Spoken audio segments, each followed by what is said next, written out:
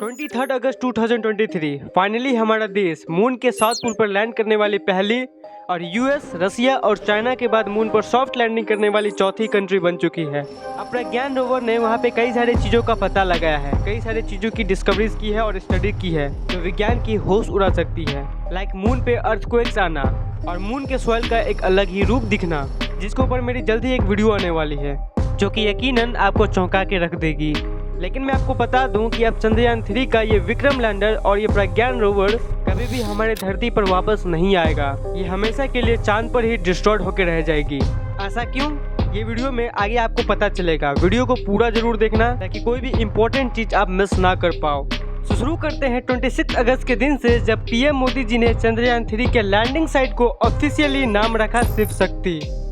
जिस स्थान पर चंद्रयान 3 का मून लैंडर उतरा है, अब उस पॉइंट को शिव शक्ति के नाम से जाना जाएगा। और 23 अगस्त यानी कि जिस दिन चंद्रयान 3 लैंड हुआ, उसे घोषित किया गया एज हमारा national space day, a proud movement for us Indian Indies, right?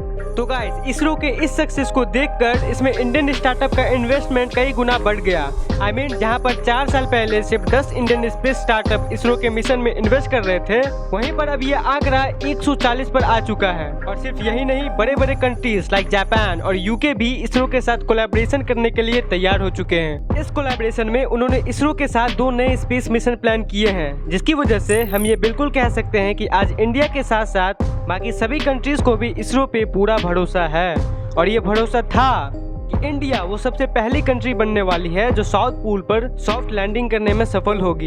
Simply speaking, ISRO ने इस बार फुल प्रूफ प्लानिंग की थी, जिससे कि सक्सेस के चांसेस इस मिशन में बिल्कुल हाई हो। और जब भी ऐसा इसरो स्पेस मिशन करता है या इंडिया टेक्नोलॉजी में आगे बढ़ता है, तो हम सभी भारतीयों का गर्व से सीना चौड़ा हो जाता है। इसलिए चंद्रयान 2 के बाद चंद्रयान 3 के काफी सारे चीजों पर रिसर्च की गई।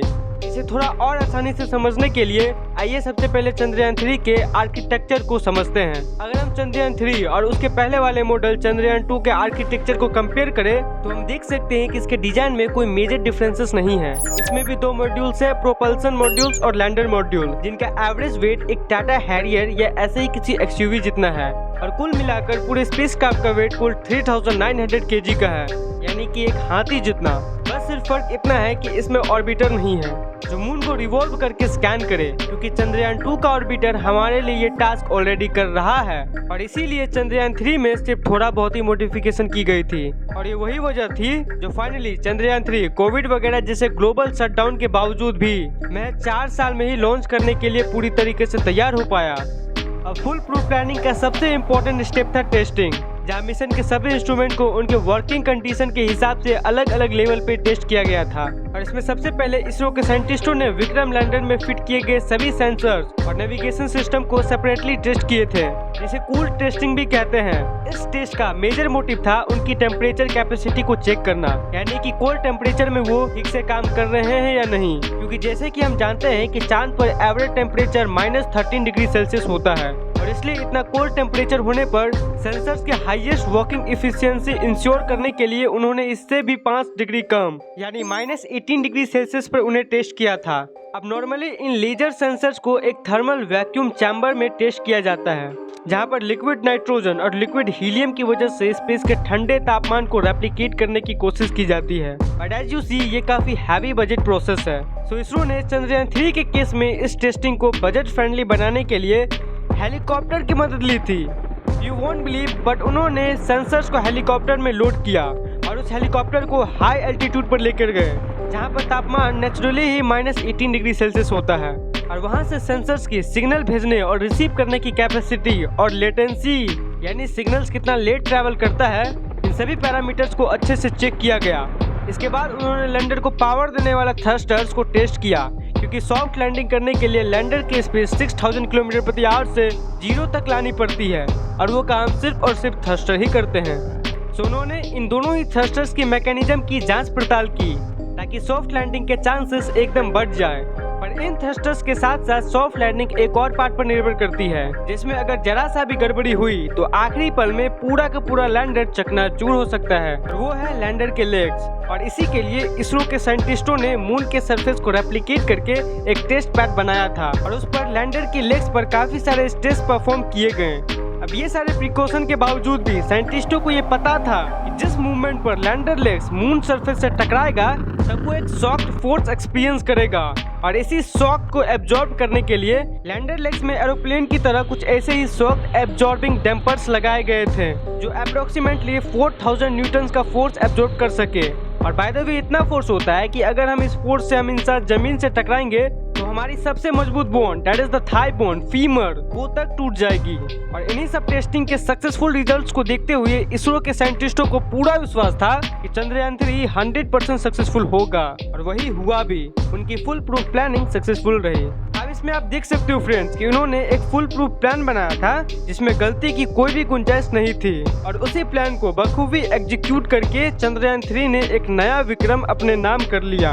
अब लैंडिंग के कुछ 4 घंटे बाद लैंडर से एक रैंप के जरिए प्रज्ञान रोवर डिसेंड हुआ जिसकी पहली इमेज पृथ्वी पर आ चुकी है। ये है वो image and it's mind boggling. अब इसके बाद उसने सबसे पहले रिसीव ट्रांसमिट एंटीना की मदद से लैंडर के साथ कम्युनिकेशन स्टैब्लिश किया सो दैट लैंडर रोवर की इंफॉर्मेशन पृथ्वी तक पहुंचा सके। But there is a catch, इस कम्युनिकेशन के लिए उसे हमेशा लैंडर के 500 मीटर की रेडियस में ही रहना होगा और अगर वो थ्रू आउट मेंटेन कर लेता है this would be the start of the actual mission जो कि है मून की सरफेस की केमिकल टेस्टिंग। तो गाइस इतना मेहनत के बावजूद भी ये विक्रम लैंडर और ये प्रज्ञान रोवर वापस हमारे धरती पर कभी नहीं आएगा। तो अभी आप लोगों के मन में ये सवाल आएगा कि चंद्रयान 3 वापस क्यों नहीं आएगा, क्या कारण है कि चंद्रयान वापस नहीं आ रहा है। तो देखो यहाँ पर आप लोगों को ये जानना चाहिए कि चंद्रयान 2 हो जो फेल हो गया था या फिर चंद्रयान 3 हो जो कि एक सक्सेसफुल मिशन रहा, तो चाहे कोई भी तरह का मिशन हो जो यान है वो हमेशा वहीं रहता है। मतलब साइंटिस्टों ने उसे शेड्यूल ही किया था 15 दिनों के लिए, यानी इतने सालों की मेहनत एक्चुअली में सिर्फ 15 दिनों के लिए ही था। ये सब प्री प्लान्ड है और वो भी एकदम कॉन्शियसली प्री प्लान और 15 दिनों के लिए ही इस रोवर को काम पर लाने के लिए इसे ऐसे ही प्रोग्राम किया गया था। अब आप लोग ये सोच रहे होंगे कि सिर्फ 15 दिनों के लिए ही क्यों इसे बनाया गया, कम से कम 1-2 साल के लिए बनाना चाहिए था। तो सुनो, चांद पे 2 हफ्ते के लिए दिन रहता है और 2 हफ्ते के लिए रात। और जो प्रज्ञान रोवर पे जो ये सोलर पैनल लगा है ये एक्चुअली में सनलाइट के एनर्जी से ही काम करेगा और रिसर्च करेगी। और जो दिन है वो सिर्फ 14 दिनों के लिए ही होती है, यानी 14 से 15 दिनों तक। 15 दिन बाद जब उसे सनलाइट नहीं मिलेगी, एनर्जी नहीं मिलेगी तो वो रिसर्च नहीं कर पाएगा, वो वहीं रुक जाएगा और खराब हो जाएगा, उसके सारे सेंसर्स खराब हो जाएंगे। चंद्रयान 3 एकदम वहाँ पे लोनली रहेगा, एकदम अकेला। क्या है कि किसी भी स्पेसक्राफ्ट को जब वापस लाने का प्लान करते हैं तो उसका बजट सिर्फ इसी के चलते डबल हो जाता है, क्योंकि स्पेसक्राफ्ट को वापस लाना बहुत ही ट्रिकी काम है। और यही कारण है कि देश की सेवा के बाद वो वहीं डिब्रीज बन के शांत रूप में लोनली रहकर बस अपना प्राण त्याग देगा, यानी उसकी मशीन्स ऑटोमेटिकली खराब हो जाएगी। स्पेसक्राफ्ट को वहां से लॉन्च कराना और उसे चांद के ऑर्बिट में भेजना, फिर वहां से पुश कराना धरती के तरफ, फिर मोस्ट इम्पोर्टेंट धरती के वायुमंडल में वापस घुसाना, इसको कहते हैं स्पेसक्राफ्ट री एंट्री। ये बहुत ही ट्रिकी सी चीज है और इसमें बहुत ज्यादा पैसा खर्चा होता है, क्योंकि जो धरती का एटमॉस्फेयर है वो एक प्रोटेक्शन है धरती का। वहाँ पे कोई भी चीज आती है, एस्ट्रॉइड, मीटियोर या कुछ भी, धरती उसको डिस्ट्रॉय कर देता है, जला देता है।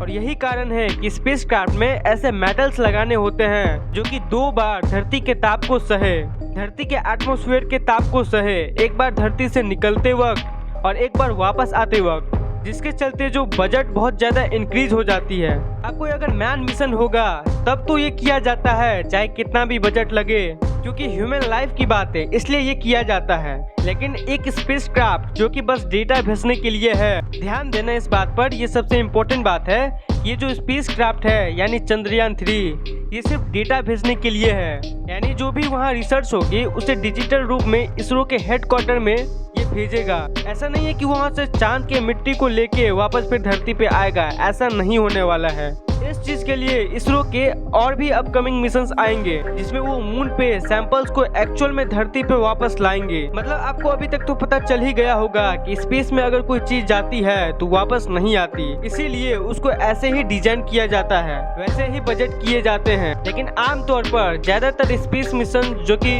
अनक्रूड होता है, यानी जिसमें कोई इंसान नहीं होता है, उसमें वापस आने का कोई भी मैकेनिज्म नहीं बनाया जाता ताकि डेटा भी मिल जाए, रिसर्च रिपोर्ट भी धरती पर बैठे बैठे तैयार हो जाए और उसको वापस लाने का जो एक्सट्रीम खर्चा है, इस खर्चे को करने की जरूरत भी ना पड़े।